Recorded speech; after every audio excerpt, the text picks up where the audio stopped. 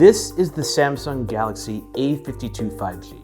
It costs $500 and kind of has a Galaxy S21 Ultra look thing going on, in the same way I kind of have a Kit Harington haircut thing going on.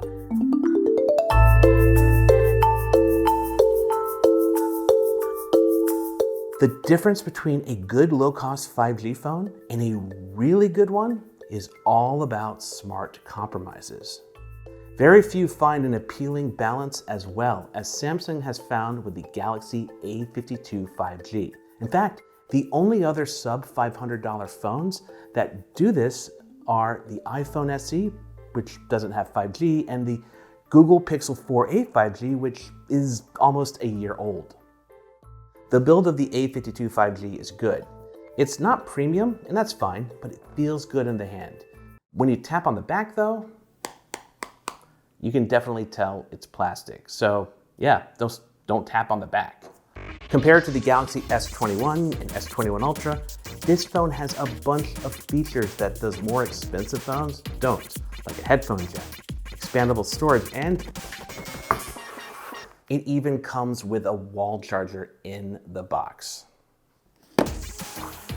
The A52 5G is rated IP67 for water and dust resistance. That means it can be submerged under 3 feet of water for up to 30 minutes. On the front is a 6.5-inch full HD display with a hole punch cutout for the selfie camera. This display has a high refresh rate, and you can set it to either 60 Hz or 120 Hz.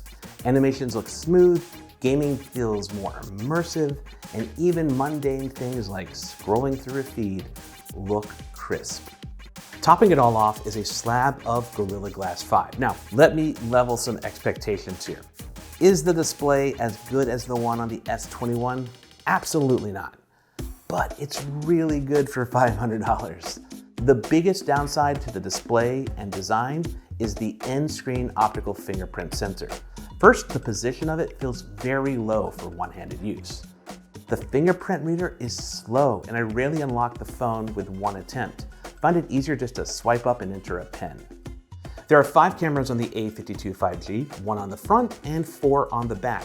Now, one of the rear cameras is a depth sensor, which works with the main camera to give you some absolutely fun and ridiculous AR effects, more on that in a moment, and some decent portrait mode photos.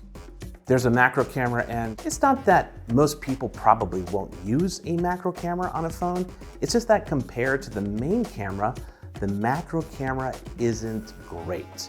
It allows you to focus closer, but you need to be really steady. You're just a handshake or a breath away from being out of focus. I wish there was focus peaking on the macro camera to help you see when your subject is in focus and when it's not. Pro mode offers focus peaking, but only for the main camera. So the result is a handful of slightly out of focus close-up photos of a flower with just one of them in focus. The A52 5G has a decent ultra-wide camera and a good, for its price, main camera.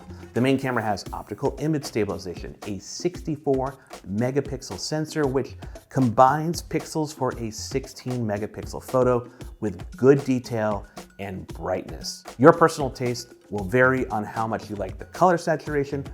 To me, it's just a touch oversaturated, but it still looks good.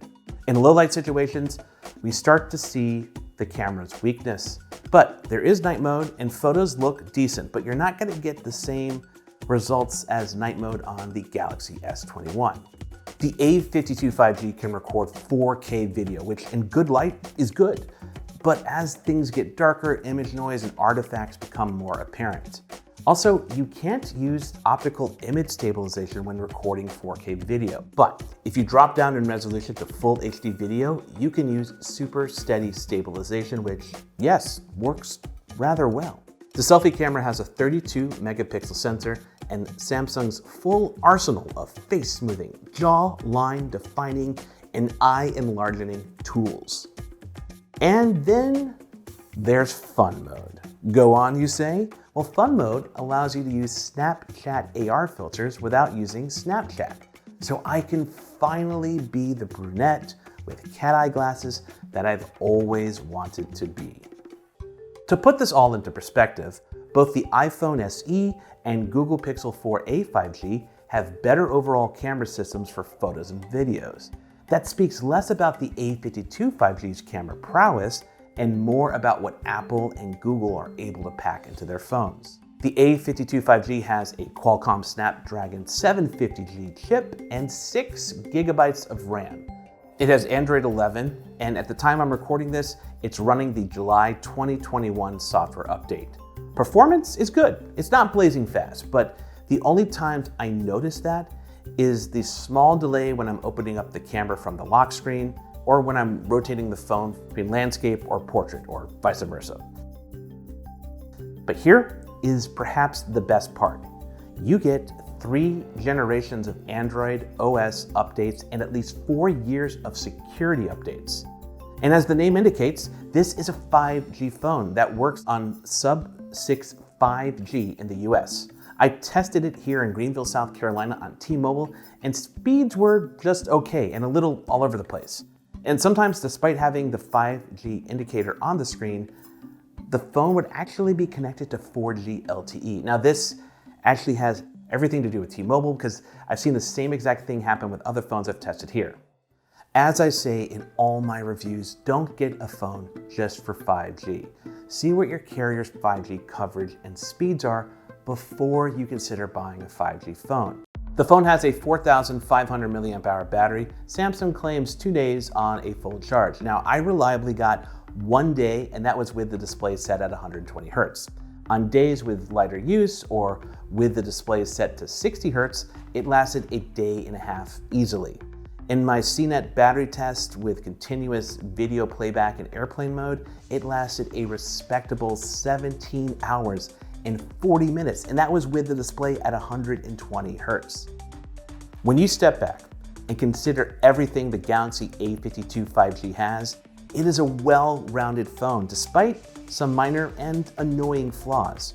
I used the A52 5G on and off for the past 2 months, and I gotta say, it's a solid buy for $500.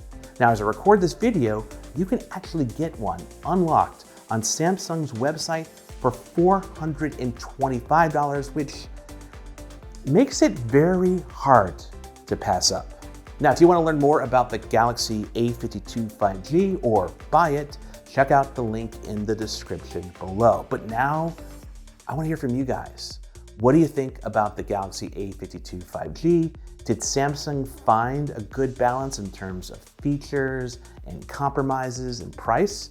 And do you have a Galaxy A52 5G? If so, what has your experience been like so far? Throw your thoughts in the comments.